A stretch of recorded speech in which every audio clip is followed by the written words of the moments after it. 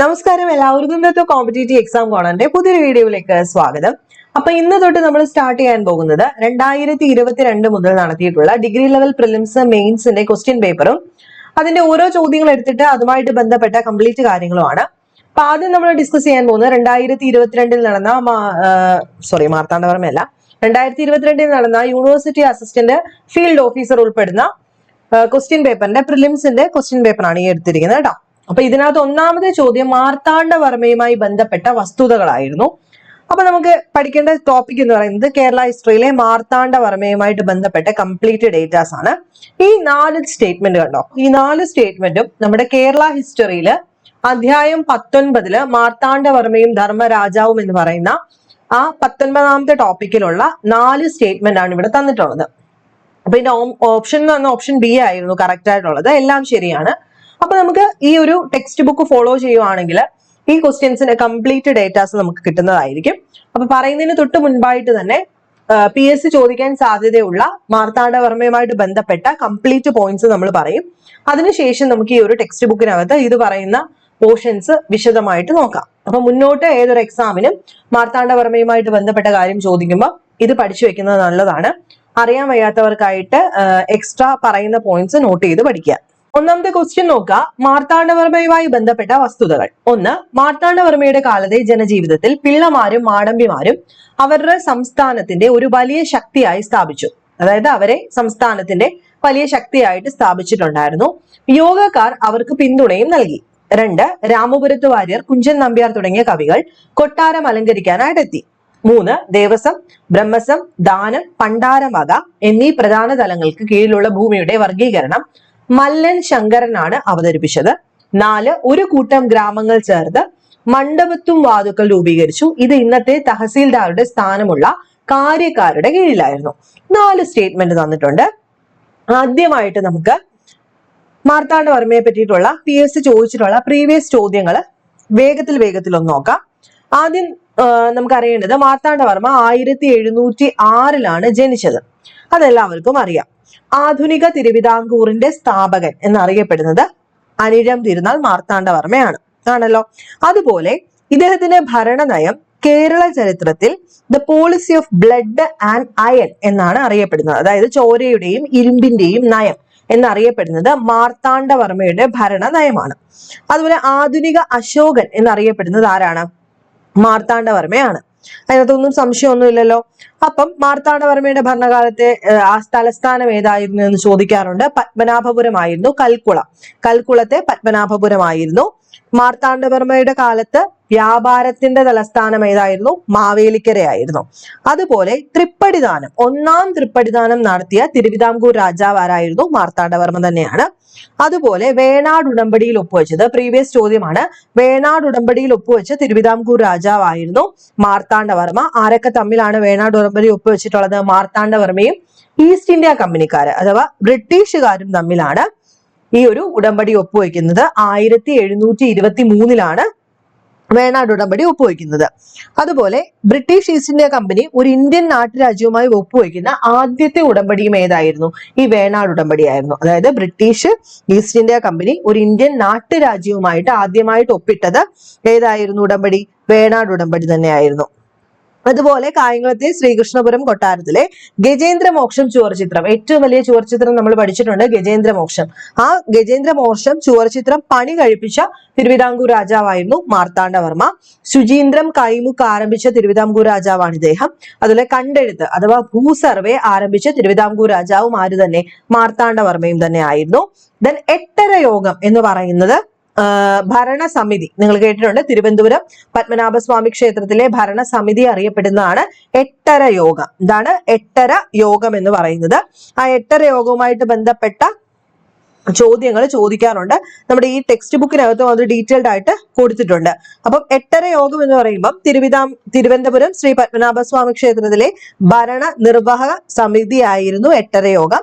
ദേവസ്വം കാര്യങ്ങൾ തീരുമാനിക്കുന്നതിൽ 8 പോറ്റിമാർക്കും ഓരോ വോട്ട് വീതവും മഹാരാജാവിന് 1/2 വോട്ടും. ഇത് 8 പേര്, അതായത് തിരുമേനിമാർക്ക് 8 പേർക്കും 1/2 വോട്ട് ആർക്ക്? രാജാവിനും. അതാണ് ഈ എട്ടര യോഗം. അപ്പം എട്ടര യോഗം കൂടുമ്പം അധ്യക്ഷ പദം അലങ്കരിച്ചിരുന്നത് പുഷ്പാഞ്ജലി സ്വാമിയാർ എന്ന് പറയുന്ന വ്യക്തിയായിരുന്നു. ഓക്കെ ആണല്ലോ. അപ്പൊ ഇത്രയും കാര്യത്തിനകത്ത് സംശയമൊന്നും ഇല്ല എന്ന് വിശ്വസിക്കുന്നു. അതുപോലെ നമ്മുടെ ക്വസ്റ്റ്യൻ അകത്ത് തന്നെ പറയുന്നുണ്ട്, മാർത്താണ്ഡവർമ്മയുടെ കാലത്തെ ജനജീവിതത്തിലെ പിള്ളമാരും മാടമ്പിമാരും അവരെ സംസ്ഥാനത്തിന്റെ ഒരു വലിയ ശക്തിയായി സ്ഥാപിച്ചു, യോഗക്കാർ അവർക്ക് പിന്തുണയും നൽകി എന്നുള്ളത്. അപ്പൊ ഈ 8 വീട്ടിൽ പിള്ളമാര് അതുപോലെ മാടമ്പിമാരും പറയുന്നുണ്ട്. അപ്പൊ അതുമായിട്ട് ബന്ധപ്പെട്ട ചോദ്യങ്ങൾ ചോദിച്ചു കഴിഞ്ഞാൽ, ആരാണ് ഈ 8 വീട്ടിൽ പിള്ളമാരെന്ന് പറയുന്നത്? ക്ഷേത്രം വക വസ്തുക്കൾ 8ആയി ഭാഗിച്ച് കരം പിരിക്കുന്നതിന് മറ്റുമായിട്ട് ഓരോ ഭാഗവും ഓരോ നായർ മാടമ്പിമാരെ ഏൽപ്പിച്ചു. ഈ നായർ മാടമ്പിമാരെ 8 വീട്ടിൽ പിള്ളമാരെന്നായിരുന്നു അറിയപ്പെട്ടിരുന്നത്. ഓക്കെ. കുളത്തൂർ, കഴക്കൂട്ടം, ചെമ്പഴന്തി, കുടമൺ, പള്ളിച്ചൽ, വെങ്ങാനൂർ, രാമനാമഠം, മാർത്താണ്ഡ മഠം എന്നിങ്ങനെ വ്യത്യസ്തമായിട്ടുള്ള 8 ഗ്രാമങ്ങളിലെ കുടുംബക്കാരായിരുന്നു ഈ 8 വീട്ടിൽ പിള്ളമാരെന്ന് പറയുന്നത്. ഓക്കെ. അപ്പം ഈ 8 വീട്ടിൽ പിള്ളമാരെന്ന് പറയുന്നത് എന്തായിരുന്നു? ക്ഷേത്രം വക വസ്തുക്കൾ 8ആയി ഭാഗിച്ച് കരം പിരിക്കുന്നതിന് മറ്റുമായിട്ട് ഓരോ ഭാഗവും ഓരോ നായർ മാടമ്പിമാരെ ഏൽപ്പിച്ചതാണ്. അതാണ് ഈ 8 വീട്ടിൽ പിള്ളമാരെന്ന് പറയുന്നത്. അപ്പൊ തിരുവനന്തപുരം ശ്രീ പത്മനാഭസ്വാമി ക്ഷേത്രത്തിലെ ഭരണനിർവാഹക സമിതിയിൽ ഇരുന്ന് 8.5 യോഗം ദേവസ്വം കാര്യങ്ങൾ തീരുമാനിക്കുന്നതിൽ 8 പോറ്റിമാർക്കും ഓരോ വോട്ട് വീതവും, നമ്മൾ പറഞ്ഞതുകൂട്ട് തന്നെ മഹാരാജാവിന് അര വോട്ടും ഉണ്ടായിരുന്നു. അപ്പൊ 8 വീട്ടിൽ പിള്ളമാര് പിന്നീട് വലിയ ആളാവാനൊക്കെ തുടങ്ങി. അങ്ങനെ അമർച്ച ചെയ്ത തിരുവിതാംകൂർ ഭരണാധികാരിയും ആരായിരുന്നു? മാർത്താണ്ഡവർമ്മയായിരുന്നു. ആണല്ലോ. അപ്പം ഇതിനകത്തും പ്രത്യേകിച്ച് സംശയമൊന്നുമില്ല. ഈ 8 തറവാടുകൾ, ഈ പ്രശ്നങ്ങൾ ഉണ്ടാക്കിയ ഈ 8 തറവാടുകളും ഇടിച്ചു നിരത്തി കുളങ്ങൾ നിർമ്മിച്ചു. ആര്? ഇദ്ദേഹം. ഇതോടെ കുളം തോണ്ടുക അല്ലെ, നമ്മൾ പറയത്തില്ലയോ, ഓ നശിപ്പിച്ചു കുളം തോണ്ടി, അത് ആ ഒരു പ്രയോഗം വന്നത് തന്നെ ഇതോടുകൂടിയിട്ടാണ്. കുളം തോണ്ടുക മീൻസ് 8 വീട്ടിൽ പിള്ളമാരുടെ വീടെല്ലാം ഇടിച്ചു നിരത്തി കുളം നിർമ്മിച്ചത് മാർത്താണ്ഡവർമ്മയായിരുന്നു. ഇതോടുകൂടി കുളം തോണ്ടുക എന്ന ശൈലി മലയാളത്തിൽ പ്രചാരത്തിൽ വരികയും ചെയ്തു. അതുപോലെ പത്മനാഭസ്വാമി ക്ഷേത്രം പുതുക്കി പണിത രാജാവായിരുന്നു മാർത്താണ്ഡവർമ്മ. പ്രധാനപ്പെട്ട മറ്റൊരു പോയിന്റ്, പത്മനാഭസ്വാമി ക്ഷേത്രത്തിൽ മുറജപം ഭദ്രദീപവും ആരംഭിച്ച രാജാവായിരുന്നു. മുറജപം ആരംഭിച്ച വർഷം ഏതാ? അല്ലെങ്കിൽ ആദ്യമായിട്ട് ആഘോഷ വർഷം 1750 ഈ പറയുന്ന പോയിന്റ്സ് എല്ലാം തന്നെ പ്രീവിയസ് ചോദ്യവുമാണ്, നിങ്ങൾക്ക് എല്ലാവർക്കും അറിയാവുന്ന പോയിന്റ്സുമാണ്. ജസ്റ്റ് പറഞ്ഞതേ ഉള്ളൂ. നമ്മളിപ്പം കോമൺ ആയിട്ട് അങ്ങ് പഠിക്കുമായതുകൊണ്ടാണ് സമയം എടുത്ത് പറയുന്നത്. പിന്നെ നമുക്ക് എല്ലാവർക്കും അറിയാവുന്ന പ്രധാനപ്പെട്ട ഒന്നാണ് കുളച്ചൽ യുദ്ധം എന്ന് പറയുന്നത്. കുളച്ചൽ യുദ്ധം ഏതാണ് വർഷം? 1741 ഓഗസ്റ്റ് 10 ഡച്ചുകാരും മാർത്താണ്ഡവർമ്മയും തമ്മിൽ ബന്ധപ്പെട്ടതായിരുന്നു കുളച്ചൽ യുദ്ധം. തൊട്ട് താഴത്തെ ചോദ്യം ഏതായിരുന്നു? ഡച്ചുകാരുമായിട്ട് ബന്ധപ്പെട്ട ചോദ്യമാണ്, കേരളത്തിലെ ഡച്ചുകാരുമായിട്ട്. അപ്പൊ ഡച്ചുകാരുമായിട്ട് ബന്ധപ്പെട്ട് പഠിക്കുമ്പോൾ കുളച്ചൽ യുദ്ധവും നമുക്ക് വളരെ ഇമ്പോർട്ടന്റ് ആണ്. 1741 ഓഗസ്റ്റ് 10 മാർത്താണ്ഡവർമ്മയും ഡച്ചുകാരും തമ്മിലാണ് യുദ്ധം നടന്നത്. കുളച്ചൽ യുദ്ധത്തിൽ മാർത്താണ്ഡവർമ്മ ആരെ പരാജയപ്പെടുത്തി? ഡച്ചുകാരെ പരാജയപ്പെടുത്തിയിട്ടുണ്ടായിരുന്നു. അപ്പൊ മാർത്താണ്ഡവർമ്മയ്ക്ക് മുന്നിൽ കീഴടങ്ങിയ ഡച്ച് സൈന്യാധിപനാണ് ഡിലനോയ്. ഇതൊക്കെ അറിയാവുന്ന ആയതുകൊണ്ട് ഞാൻ ഇനി അതൊക്കെ വിടുകയാണ്. നമ്മൾ നേരെ പോകാൻ പോകുന്നത് ടെക്സ്റ്റ് ബുക്കിലേക്കാണ്. ഈ 4 സ്റ്റേറ്റ്മെന്റുകൾ എവിടേക്കാണ് കിടക്കുന്നതെന്നും ബാക്കി ടെക്സ്റ്റ് നോക്കിയിട്ട് എന്തൊക്കെ കാര്യങ്ങൾ നമുക്ക് അറിയണമെന്നും നോക്കാം. നോക്കിക്കോളൂ. മാർത്താണ്ഡവർമ്മയും ധർമ്മരാജാവും 18ാം നൂറ്റാണ്ടില് വേണാട് അതിപ്രഗത്ഭരായിട്ടുള്ള 2 ഭരണാധികാരന്മാർക്ക് ജന്മം നൽകി. ഒന്ന് മാർത്താണ്ഡവർമ്മ, കാലഘട്ടം 1729 മുതൽ 1758 വരെയായിരുന്നു. പിന്നീട് അതിനുശേഷമാണ് കാർത്തിക തിരുനാൾ രാമവർമ്മ, മറ്റൊരു പേരെന്താ? ധർമ്മരാജാവ്. 1758 മുതൽ 1798 വരെയായിരുന്നു ഇദ്ദേഹത്തിന്റെ കാലഘട്ടം. ഇനി നോക്കിക്കേ, മാർത്താണ്ഡവർമ്മയുടെ നയത്തെ പറ്റിയിട്ട് നമ്മൾ ഓൾറെഡി പറഞ്ഞു. മാർത്താണ്ഡവർമ്മയുടെ ഭരണനയം അറിയപ്പെട്ടിരുന്ന ഒരു പേരെന്തായിരുന്നു? Policy of blood and iron, ഇരുമ്പിന്റെയും ചോരയുടെയും നയം എന്നാണ് അറിയപ്പെട്ടിരുന്നത്. അപ്പൊ മാർത്താണ്ഡവർമ്മ ഈ തിരുവിതാംകോട്, പിന്നീടാണ് തിരുവിതാംകൂർ ആവുന്നത്. തുടക്കത്തിലെ പേരെന്തായിരുന്നു? തൃപ്പാപ്പൂർ സ്വരൂപം അഥവാ തിരുവിതാംകോട് എന്നായിരുന്നു. പിന്നീട് തിരുവിതാംകൂർ ആയിട്ട് മാറി. ഇദ്ദേഹം വരുന്ന സമയത്ത് വേണാട് എന്ന് പറയുന്ന മൊത്തത്തിൽ കിടക്കുമായിരുന്നു. അപ്പൊ വേണാട് ആകെ കൂടി കുഴഞ്ഞു മറിഞ്ഞു കിടക്കുന്ന ഒരു അവസ്ഥയായിരുന്നു. ഭരണകാര്യ നിർവഹണത്തിന് വേണ്ടത്ര സജ്ജീകരണമൊന്നും ഉണ്ടായിരുന്നില്ല.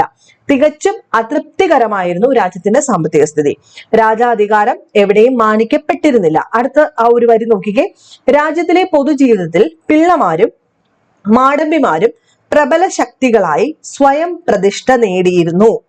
യോഗക്കാർ അവരെ സഹായിക്കുകയും ചെയ്തു. ചുരുക്കി പറഞ്ഞാൽ രാജ്യകാര്യങ്ങളിൽ നാടുവാഴിത്തത്തിന്റെ ഘടകങ്ങൾക്കായിരുന്നു മുൻകൈ. ഡച്ചുകാർ, ഇംഗ്ലീഷുകാർ തുടങ്ങിയ യൂറോപ്യൻ ശക്തികളുടെ പരസ്പര മാത്സര്യം സ്ഥിതിഗതികളെ കൂടുതൽ സങ്കീർണമാക്കി. ഇങ്ങനെ മാർത്താണ്ഡവർമ്മ ഭരണമേറ്റപ്പോൾ വിപൽക്കരമായ ഒരു സ്ഥിതിവിശേഷത്തെയാണ് അദ്ദേഹത്തിന് അഭിമുഖീകരിക്കേണ്ടി വന്നത്. അപ്പൊ ഇദ്ദേഹം രാജാവായിട്ട് വരുന്ന സമയത്ത് തന്നെ എന്താ പറഞ്ഞിരുന്നത്? പിള്ളമാരും മാടമ്പിമാരും ഒക്കെ പ്രബല ശക്തികളായിട്ട് സ്വന്തമായിട്ട് പറഞ്ഞുകൊണ്ട് നടക്കുമായിരുന്നു. യോഗക്കാരെ സഹായിക്കുകയും ചെയ്തു. നമ്മുടെ സ്റ്റേറ്റ്മെന്റ് നോക്കിക്കേ. മാർത്താണ്ഡവർമ്മയുടെ കാലത്തെ ജനജീവിതത്തിൽ പിള്ളമാരും മാടമ്പിമാരും അവരെ സംസ്ഥാനത്തിന് വലിയ ശക്തിയായി അവർ തന്നെ സ്ഥാപിച്ചു. യോഗക്കാർ അവർക്ക് പിന്തുണയും നൽകി. ഇതേ സ്റ്റേറ്റ്മെന്റ് തന്നെയാണ് നമ്മളിവിടെ പഠിച്ചത്. സോ സ്റ്റേറ്റ്മെന്റ് നമ്പർ 1 ശരിയാണ്. ബാക്കി നോക്കാം. യുവാവായ മാർത്താണ്ഡവർമ്മ ഹൃദയദാർഢ്യത്തോടെ സന്ദർഭത്തിനൊത്തുയർന്നു. നാടുവാഴിത്ത ഘടകങ്ങളെ തകർക്കുകയും രാജാവിന്റെ അധികാരത്തെ സർവാധൃതമാക്കുകയും ചെയ്യുക എന്ന അടിസ്ഥാന ലക്ഷ്യത്തോടെ ചോരയുടെയും ഇരുമ്പിന്റെയും നയം അദ്ദേഹം കൈക്കൊണ്ടു. അപ്പൊ സെക്കൻഡ് ക്വസ്റ്റ്യൻ ആണ്. ഈ ലക്ഷ്യം നേടിയെടുക്കുന്നതിന് വെളിയിൽ നിന്നും സഹായം തേടാനും ആര് തീരുമാനിച്ചു? മാർത്താണ്ഡവർമ്മ തീരുമാനിച്ചു. രാജ അധികാരത്തെ എതിർത്തു പോകുന്ന നാടുവാഴിത്തത്തിന്റെ ശക്തികളെ അടിച്ചമർത്താൻ ഇംഗ്ലീഷ് ഈസ്റ്റ് ഇന്ത്യ കമ്പനിയുമായിട്ട് മധുര നായക്കന്മാരുമായിട്ടും ഉടമ്പടി ഉണ്ടാക്കി അവരുടെ പിന്തുണ സമ്പാദിക്കണമെന്ന് യുവരാജാവായിരിക്കുമ്പോൾ തന്നെ മാർത്താണ്ഡവർമ്മ മാതുലൻ മീൻസ് അങ്കിളിനെ ഉപദേശിച്ചിരുന്നു. അദ്ദേഹം അധികാരമേറ്റപ്പോൾ ഈ നയം കൂടുതൽ വീറോടെ തുടരുകയാണ് ഉണ്ടായത്.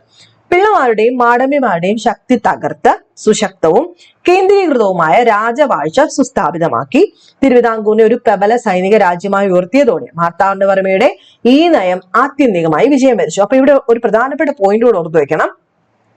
നാടുവാഴിത്തത്തിന്റെ ശക്തികളെ അടിച്ചമർത്താൻ ഇംഗ്ലീഷ് ഈസ്റ്റ് ഇന്ത്യ കമ്പനിയുമായിട്ട് പിന്തുണ സമ്പാദിക്കണമെന്ന് നേരത്തെ തന്നെ മാർത്താണ്ഡവർമ്മ തീരുമാനിച്ചിരുന്നു. ഓക്കെ, അത് ഓർത്തു വെച്ചേക്കാം. ഇപ്പൊ നമ്മൾ ഓൾറെഡി ഒരു സ്റ്റേറ്റ്മെന്റ് പറഞ്ഞു കഴിഞ്ഞു. ഇത് രണ്ടാമത്തെ ഒരു സ്റ്റേറ്റ്മെന്റ് ആണ്, ചോദിക്കാൻ സാധ്യതയുള്ള ഒരു സ്റ്റേറ്റ്മെന്റ് ആണ്. ഓക്കെ, ഭരണ സമ്പ്രദായത്തിന്റെ പുനഃസംവിധാനത്തിലായിരുന്നു ആദ്യമായിട്ട് ഇദ്ദേഹം, അതായത് ഓൾറെഡി അവിടെ ഉണ്ടായിരുന്ന ഭരണത്തിനെ ഒന്നുകൂടെ പുനഃസംവിധാനം ചെയ്യുക, ഇതിനാണ് ഫസ്റ്റ് പ്രയോറിറ്റി അദ്ദേഹം കൊടുത്തത്. രാജ്യത്തിന്റെ സാമ്പത്തിക സ്ഥിതി മെച്ചപ്പെടുത്തുകയും പൊതുചെലവിൽ മിതവ്യയം ഉറപ്പുവരുത്താൻ മനസ്സിരുത്തുകയും ചെയ്തു. സൈന്യത്തെ പുനഃസംഘടിപ്പിക്കുന്നതിൽ രാജാവിന്റെ സവിശേഷ ദൃഷ്ടി പതിഞ്ഞു. പുതിയ ആയുധങ്ങൾ നൽകി സൈന്യത്തെ സുസജ്ജമാക്കുകയും അച്ചടക്കം കർശനമായി നടപ്പിലാക്കുകയും ചെയ്തു. ഇങ്ങനെ എല്ലാ രീതിയിലും സന്നദ്ധനായ ശേഷം അദ്ദേഹം അന്തഃഛിദ്രത്തിന്റെയും അരാജകത്വത്തിന്റെയും ശക്തികളെ തുടച്ചു നീക്കുന്നതിൽ വ്യാപൃതനായി. അപ്പൊ തുടക്കത്തിൽ തന്നെ എന്ത് ചെയ്തു? ആദ്യമായിട്ട് തന്നെ ആ ഒരു ഭരണ സമ്പ്രദായം പുനഃസ്ഥാപിക്കാൻ തീരുമാനിച്ചു. സാമ്പത്തിക സ്ഥിതി മെച്ചപ്പെടുത്തണം, പൊതുചെലവ് കുറയ്ക്കണം എന്നുള്ളതൊക്കെ ഉറപ്പുവരുത്തി സൈന്യത്തെ പുനഃസംഘടിപ്പിക്കുന്നതിൽ പ്രത്യേകിച്ച് ശ്രദ്ധ കൊടുത്തു. ഇതൊക്കെ സ്റ്റേറ്റ്മെന്റ് ആയിട്ട് വരാം. അടുത്തത് രണ്ടാമത്തെ അദ്ദേഹത്തിന്റെ ഏറ്റവും പ്രധാനപ്പെട്ട കാര്യം പിള്ളമാരെ അടിച്ചമർത്തുക എന്നുള്ളതായിരുന്നു, അല്ലയോ? അപ്പം ആദ്യത്തെ സ്റ്റേറ്റ്മെന്റിനെ തന്നെ ഒന്നും കൂടെ ഉറപ്പിക്കുന്ന ഒരു സ്റ്റേറ്റ്മെന്റ് പിന്നെയുണ്ട്.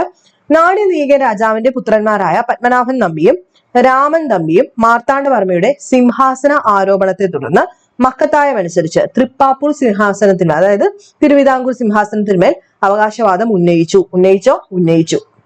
അപ്പൊ പത്മനാഭൻ തമ്പിയും രാമൻ തമ്പിയും എന്താവണം? രാജാവണം, സിംഹാസനം വേണമെന്ന് ആവശ്യം ഉന്നയിച്ചു. എന്ത് പ്രകാരം? മക്കത്തായ പ്രകാരം. പിള്ളമാർക്കും യോഗക്കാർക്കും പുറമെ മധുര നായക്കന്മാരും അവർക്ക് പിന്തുണ നൽകി. ഇപ്പൊ ഇങ്ങനെ ഒരു സ്റ്റേറ്റ്മെന്റ് ചോദിച്ച സ്ഥിതിക്ക് ഇനിയും ചോദിക്കാം ഇത്.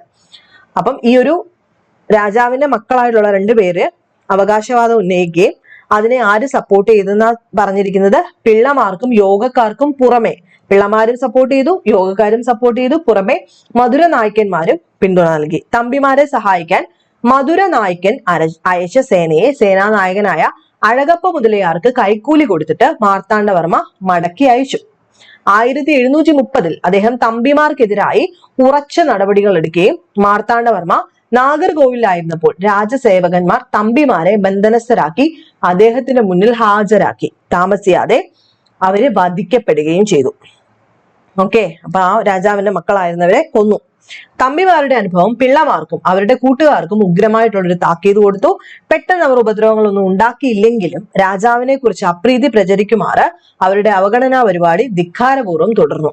രാജാവിനെതിരായി ഗൂഢാലോചന നടത്തിയെന്ന് കുറ്റം ചുമത്തി അവരെ തടവിലാക്കാൻ കർശനമായിട്ടുള്ള കൽപ്പന രാജാവ് പുറപ്പെടുവിക്കുന്നു. എല്ലാ കലാപകാരികളും തടവിലാക്കപ്പെട്ടു. രാജാവ് അവരോട് നിർദാക്ഷിണ്യം പെരുമാറി പോറ്റിമാരെ ഉടൻ തന്നെ നാടുകടത്തുകയും പിള്ളമാരെ വധിക്കുകയും ചെയ്തു.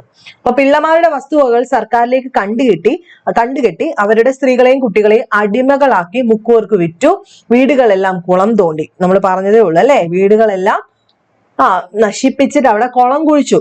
മാർത്താണ്ഡവർമ്മയുടെ നിർദാക്ഷിണ്യമായ നടപടികൾ തിരുവിതാംകൂറിൽ നാടുവാഴിത്തത്തിന്റെ ജീർണപ്രസാദങ്ങളെ നിലംപരിശാക്കുകയും നാടുവാഴുന്ന രാജാവിന്റെ പരിരക്ഷണത്തിൽ പ്രബലവും കേന്ദ്രീകൃതവുമായ ഒരു ഭരണത്തിന്റെ പുതിയ കാലഘട്ടത്തിന് ഉദയം കൊള്ളുകയും ചെയ്തു.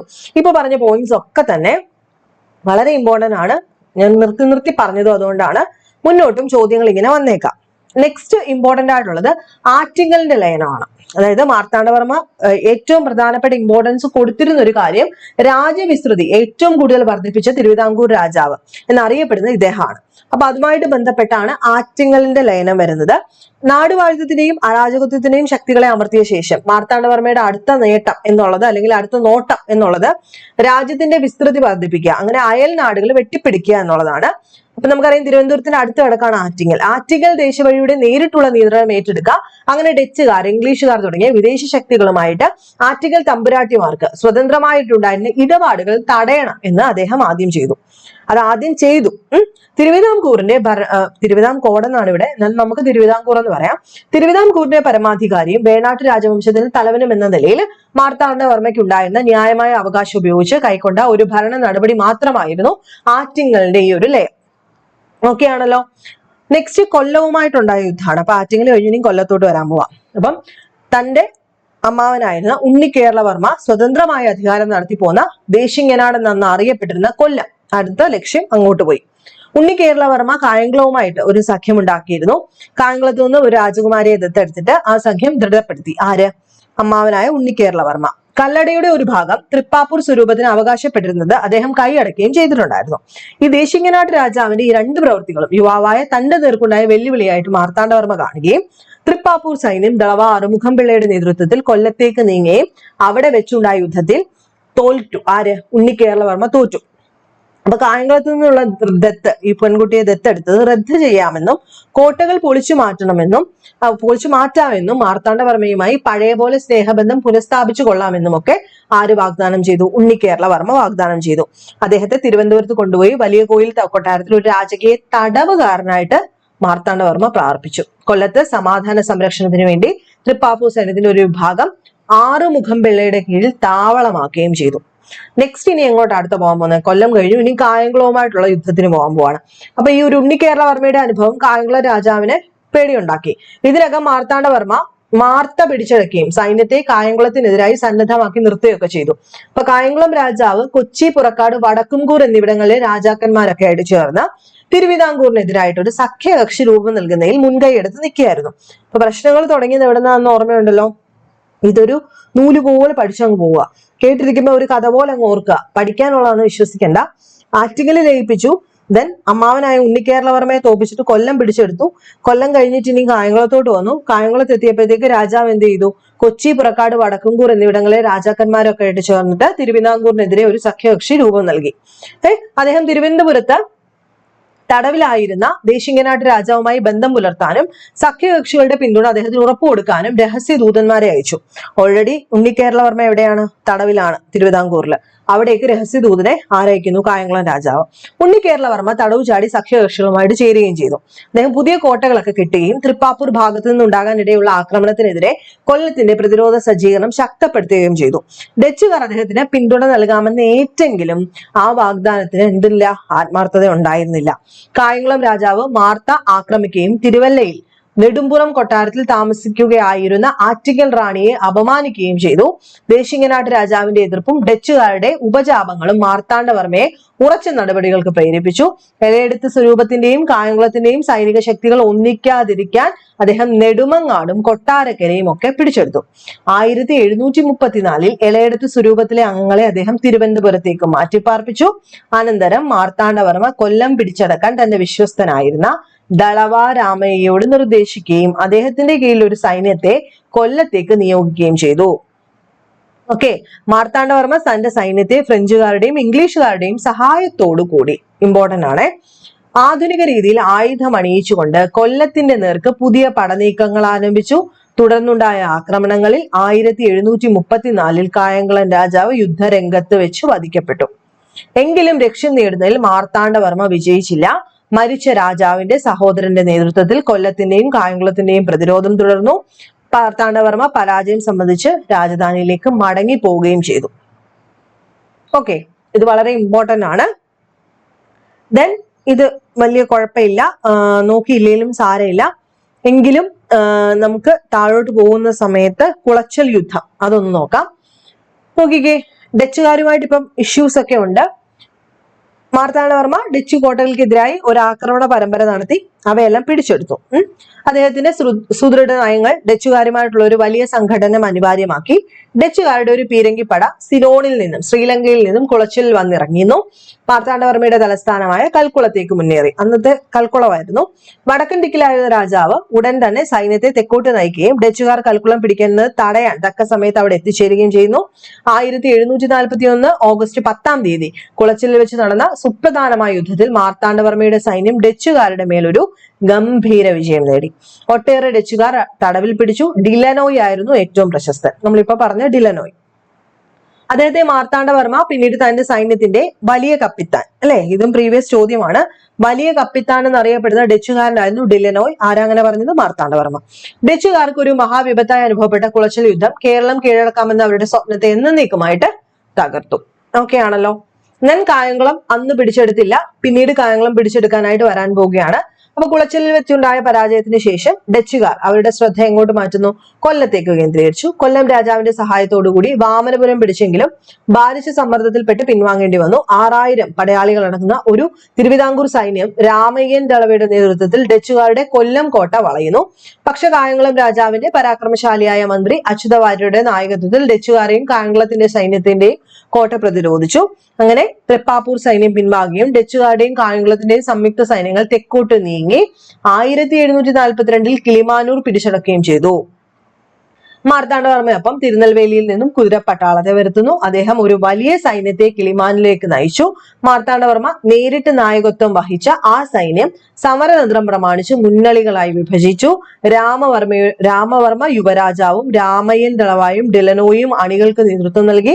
അവർ കിളിമാനൂർ പിടിച്ചെടുത്തു. ശത്രു സൈന്യങ്ങൾ വമ്പിച്ച നാശത്തോടെ കൊല്ലത്തേക്ക് പിന്മാറി. തുടർന്ന് തിരുവിതാംകൂർ സൈന്യം കായംകുളത്തേക്ക് നീങ്ങി. കായംകുളം രാജാവ് ആദ്യം ചേർത്ത് നിന്നെങ്കിലും അവസാനം സമാധാനത്തിന് അപേക്ഷിച്ചു. 1742 മാന്നാർ ഉടമ്പടി പ്രകാരം കായംകുളം രാജാവ് നേരത്തെ ദേശിംഗനാടിന്റെ ആധിപത്യത്തിലായിരുന്ന പ്രദേശങ്ങളെല്ലാം തിരുവിതാംകൂറിന് വിട്ടുകൊടുത്തു. വർഷം നോക്കുക, 1742. ഏതുടമ്പടി പ്രകാരം? മാന്നാർ ഉടമ്പടി പ്രകാരം കായംകുളം രാജാവ് നേരത്തെ ദേശിംഗനാടിന്റെ ആധിപത്യത്തിലായിരുന്ന പ്രദേശങ്ങളെല്ലാം കൂടെ തിരുവിതാംകൂറിന് വിട്ടുകൊടുത്തു. നെക്സ്റ്റ് അമ്പലപ്പുഴ യുദ്ധമാണ് ഇമ്പോർട്ടന്റ് ആയിട്ട് വരുന്നത്. അപ്പൊ 1746 കായംകുളമൊക്കെ കീഴടക്കി കഴിഞ്ഞപ്പോ ഇനി നെക്സ്റ്റ് നോട്ടം എങ്ങോട്ടാ? അമ്പലപ്പുഴയിലേക്കാണ്, അല്ലെ? അപ്പം അമ്പലപ്പുഴയിലേക്ക് നോക്കുന്ന സമയത്ത് തിരുവിതാംകൂർ സൈന്യം ഡിലനോയുടെ നേതൃത്വത്തിൽ അമ്പലപ്പുഴ പിടിച്ചടക്കാനായിട്ട് രാജാവിനെ തടവുകാരനാക്കി തിരുവനന്തപുരത്തേക്ക് അയച്ചു. ഏതാ വർഷം? 1746. നോക്കിക്കോ, താഴെ കിടപ്പുണ്ട് അമ്പലപ്പുഴ യുദ്ധം. കൊച്ചിയിലെ പ്രധാന സൈന്യം 1753 അവസാനം പുറക്കാട്ടെത്തി നിലയുറപ്പിച്ചു. മറ്റൊരു പട കരപ്പുറം വഴി പ്രധാന സൈന്യവുമായി സന്ധിച്ചു. രാമവർമ്മയും രാമയ്യനും ഡിലനോയും നയിച്ച തിരുവിതാംകൂർ സൈന്യം 1754 ജനുവരി 3 ആനന്ദേശ്വരത്ത് വെച്ച് കൊച്ചി സൈന്യവുമായിട്ട് ഏറ്റുമുട്ടി. ആർക്കും വിജയം കൈവരാത്ത ഒരു യുദ്ധത്തിന് ശേഷം കൊച്ചി സൈന്യം അമ്പലപ്പുഴയ്ക്ക് പിൻവാങ്ങി. അണികളിൽ ചില മാറ്റങ്ങൾ വരുത്തി. തുടർന്നുണ്ടായ നിർണായക യുദ്ധത്തിൽ കൊച്ചി സൈന്യം ഛിന്ന ഭിന്നമായി പിരിഞ്ഞോടുകയും ഈ യുദ്ധത്തിൽ കൊച്ചിയിലെ പല പ്രഭുക്കന്മാരും കൊല്ലപ്പെടുകയൊക്കെ ചെയ്തു. കൊച്ചിയിലെ സൈന്യാധിപനായിരുന്ന ഇടിക്കേള മേനോനെ തടവുകാരനായി പിടിച്ചു വധിച്ചു. ഈ വിജയത്തെ തുടർന്ന് രാമയ്യൻ കരപ്പുറം മുഴുവൻ കീഴടക്കി.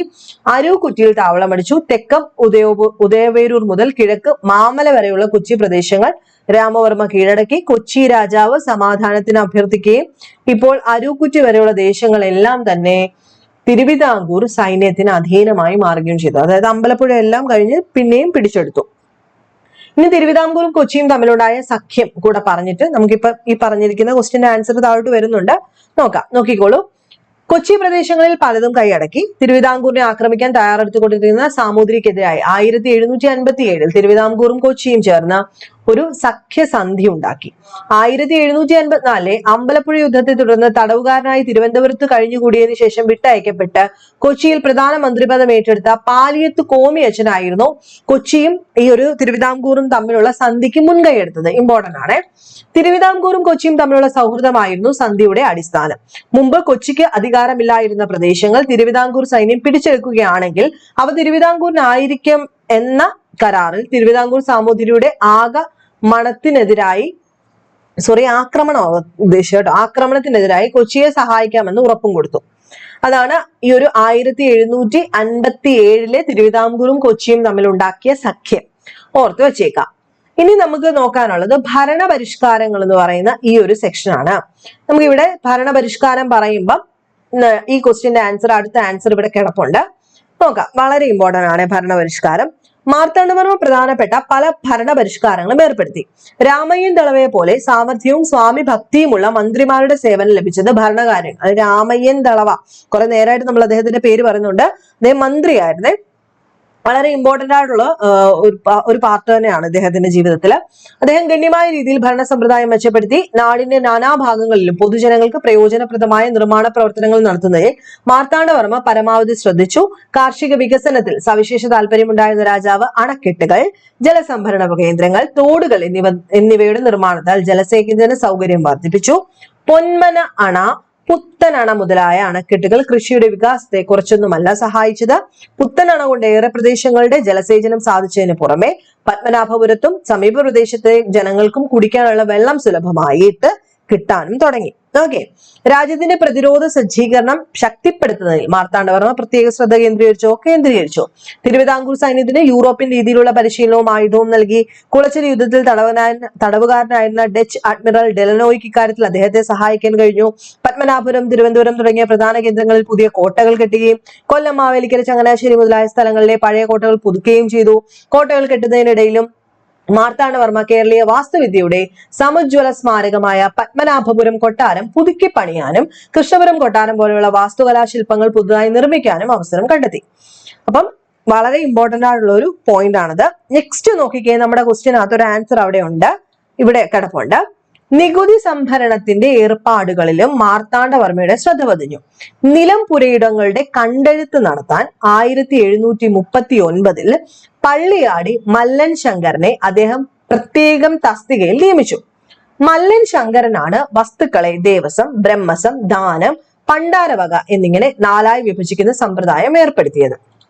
നോക്ക, ദേവസ്വം, ബ്രഹ്മസം, ദാനം, പണ്ടാരവക എന്നീ പ്രധാന തലങ്ങൾക്ക് കീഴിലുള്ള ഭൂമിയുടെ വർഗീകരണം മല്ലൻ ശങ്കരനാണ് അവതരിപ്പിച്ചത്. ശരിയല്ലേ?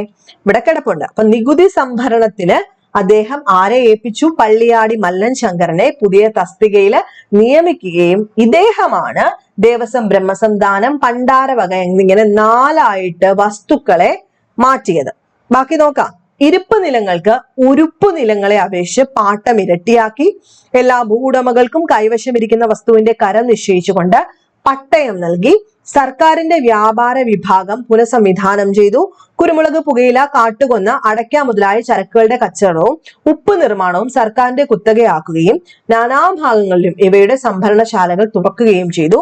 കള്ളക്കടത്ത് തടയാനായിട്ട് അതിർത്തികളിൽ ചൗക്കകൾ ഏർപ്പെടുത്തി. കയറ്റുമതിയിലും ഇറക്കുമതിയിലും ചുങ്കം പിരിക്കാൻ പ്രത്യേകം നടപടികൾ സ്വീകരിച്ചു. വ്യാപാര ഭരണത്തിന്റെ ആസ്ഥാനം മാവേലിക്കരയായിരുന്നു. നമ്മൾ കുറച്ചു മുമ്പ് പറഞ്ഞു, എവിടെയാണ് വ്യാപാര തലസ്ഥാനം? മാവേലിക്കര, അല്ലെ? വളരെ ഇമ്പോർട്ടന്റ് ആയിട്ടുള്ള പല കാര്യങ്ങളും ഇവിടെ ചെതറിക്കിടക്കുകയാണെന്നേ ഉള്ളൂ. അതുപോലെ മാർത്താണ്ഡവർമ്മയുടെ കാലത്ത് നിർമ്മിച്ച അണക്കെട്ടുകളായിരുന്നു പൊന്മന അണ, പുത്തനണ, ഇല്ലയോ? അതും ഇമ്പോർട്ടന്റ് ആണ്, വളരെ വളരെ ഇമ്പോർട്ടന്റ് ആണ്. അമ്പലപ്പുഴ യുദ്ധം നടന്നത് പ്രീവിയസ് ക്വസ്റ്റ്യൻ 1754. അതുപോലെ തന്നെ നെയ്യാറ്റിൻകരയുടെ രാജകുമാരൻ പ്രീവിയസ് ക്വസ്റ്റ്യൻ ആണ്, മാർത്താണ്ഡവർമ്മയാണ്. അതുപോലെ പുറക്കാട് യുദ്ധം നടന്നത് 1746. അവിടെ വെച്ചിട്ട് എന്താ സംഭവിച്ചത് നമ്മൾ പറഞ്ഞു? കായംകുളം പിടിച്ചെടുത്തു. പ്രീവിയസ് ചോദ്യമാണ്. അപ്പൊ ഇവിടെ എല്ലാം ഒളിഞ്ഞു കിടപ്പുണ്ട്. ഡീറ്റെയിൽ ആയിട്ട് പഠിക്കണമെങ്കിൽ ഇങ്ങോട്ട് നോക്കിയാൽ മതി.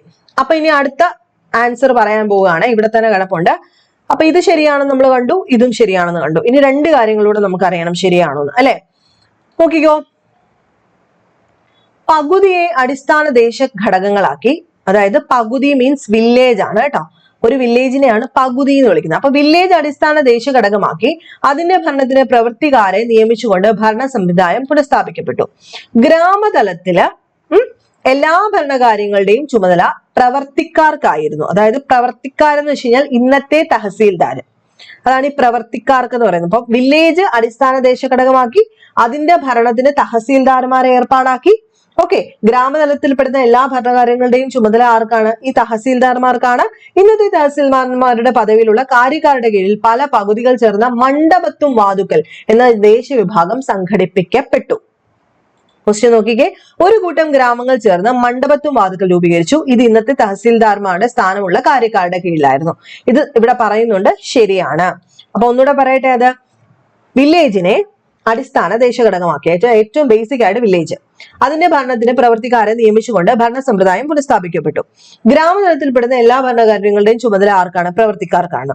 ഇന്നത്തെ തഹസീൽദാരുടെ പദവിയിലുള്ള കാര്യക്കാരുടെ കീഴിൽ, അതായത് ആ പ്രവർത്തിക്കാരന്മാരെന്ന് പറയുന്നത് തഹസീൽദാർമാരല്ല, അവരെ കാര്യക്കാരെന്ന് വിളിച്ചു. അപ്പം ഇന്നത്തെ തഹസീൽദാർമാരുടെ പദവിയിലുള്ള കാര്യക്കാരുടെ കീഴിൽ പല വില്ലേജ് ചേർന്ന മണ്ഡപത്തും വാതുക്കൽ എന്ന ദേശീയവിഭാഗം സംഘടിപ്പിക്കപ്പെടുകയും പൊതുചെലവിന്റെ പല ഇനങ്ങൾക്ക് വേണ്ടി വെവ്വേറെ നിശ്ചിത തുക നീക്കിവെച്ചുകൊണ്ട് പതിവ് കണക്കെന്ന വാർഷിക ബജറ്റ് തയ്യാറാക്കുന്ന സമ്പ്രദായം കൊണ്ടുവരികയും ചെയ്തു.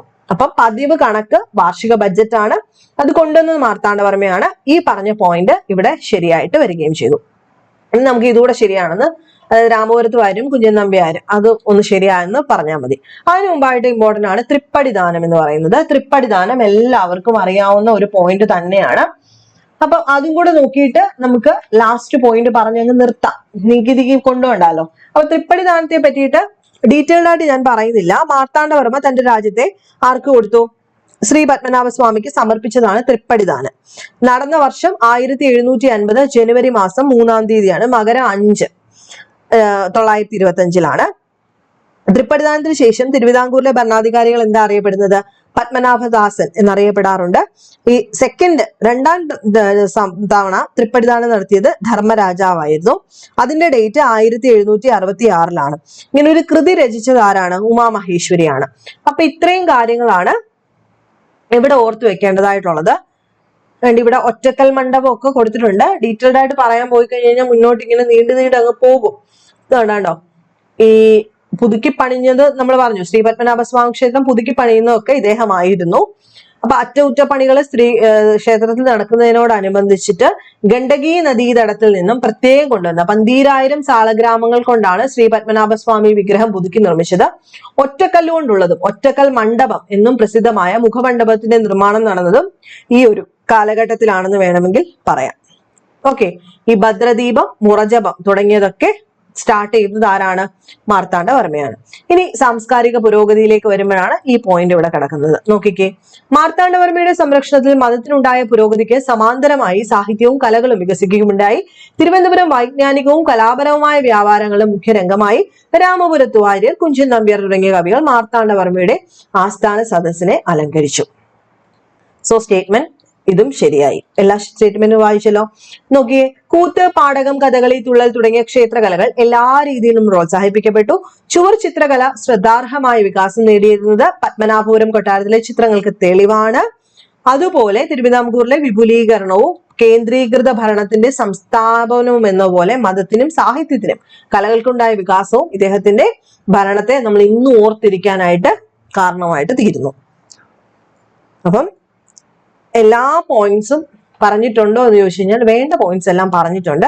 ഈ ഒരു ക്വസ്റ്റ്യനിൽ നിന്നും നമ്മൾ മാർത്താണ്ഡവർമ്മയെ പറ്റിയിട്ട് അറിയേണ്ട മിക്ക കാര്യങ്ങളും പറഞ്ഞു എന്നാണ് എൻ്റെ ഒരു വിശ്വാസം. അപ്പൊ ഈ രീതിയിൽ തന്നെ മതിയോ? അപ്പം ഇതുമായിട്ട് ബന്ധപ്പെട്ട് ചോദിക്കാൻ സാധ്യത ഉള്ളത് ബഡ്ജറ്റ്, ഒന്നുകൂടെ പറയാം, പതിവ് കണക്ക്, ഭരണപരിഷ്കാരം അനുസരിച്ച് ബഡ്ജറ്റിന് അറിയപ്പെടുന്ന പതിവ് കണക്ക്. അതുപോലെ ചെക്ക് പോസ്റ്റ് നമ്മൾ ഓൾറെഡി പറഞ്ഞു, ചെക്ക് പോസ്റ്റ് കടക്കണമെങ്കിൽ പറഞ്ഞില്ലേ, അതിനെ ചൗക്ക അങ്ങനെ വിളിച്ചത് അല്ലെ, ചൗക്ക എന്ന് വിളിച്ചു. ദെൻ താലൂക്ക് ഓഫീസ്, അതായത് വില്ലേജസിനെയാണ് മണ്ഡപത്തും വാതുക്കൽ എന്ന് വിളിച്ചത്. അവിടുത്തെ ഹെഡ് ആരാ? കാര്യക്കാര്, അതായത് തഹസീൽദാർ എന്ന് വെച്ച് കഴിഞ്ഞാൽ കാര്യക്കാരാണ്. ഈ വില്ലേജ് ഓഫീസിനെയാണ് നമ്മൾ വിളിച്ചത്, അതായത് താലൂക്ക് ഓഫീസ് മണ്ഡപത്തും വാതുക്കലും, വില്ലേജ് ഓഫീസ് എന്ന് പറയുന്നത് പകുതി എന്ന് വിളിച്ചു. ഓക്കെ, പകുതി എന്നുള്ളത് ഓർത്ത് വെച്ചേക്കാം. അപ്പം ഈ വില്ലേജിന്റെ ഹെഡ് ആയിരുന്നു പ്രവർത്തിക്കാർ അല്ലെ, പ്രവർത്തിക്കാർ. അപ്പൊ പകുതി മീൻസ് വില്ലേജും, താലൂക്ക് ഓഫീസാണ് മണ്ഡപത്ത്. താലൂക്ക് വരുമ്പോൾ മണ്ഡപത്തും വാതുക്കല്. താലൂക്ക് ഓഫീസിന്റെ ഹെഡ് കാര്യക്കാരും വില്ലേജ് ഓഫീസിന്റെ ഹെഡാണ് പ്രവർത്തിക്കാര്. അത് തമ്മിൽ തെറ്റിപ്പോകരുത്. ഇപ്പൊ പറയുമ്പം കൃത്യമായിട്ട് പറയാത്തത് കൊണ്ടാണ് ഒന്നും കൂടെ എടുത്തു പറഞ്ഞത്. അപ്പൊ നെക്സ്റ്റ് വീഡിയോയിൽ കാണാം. നിങ്ങൾക്ക് എന്തെങ്കിലും സജഷൻ ഉണ്ടെങ്കിൽ പറയാം കേട്ടോ. ഞാൻ പറയുന്നത് സ്പീഡിലാണെങ്കിലോ അല്ലെങ്കിൽ പറയുന്നതിനകത്ത് ക്ലാരിറ്റി കുറവുണ്ടെങ്കിലോ ഒക്കെ എന്തെങ്കിലും ഉണ്ടെങ്കിൽ പറയാം. നെക്സ്റ്റ് വീഡിയോയിൽ കാണാം. ബൈ.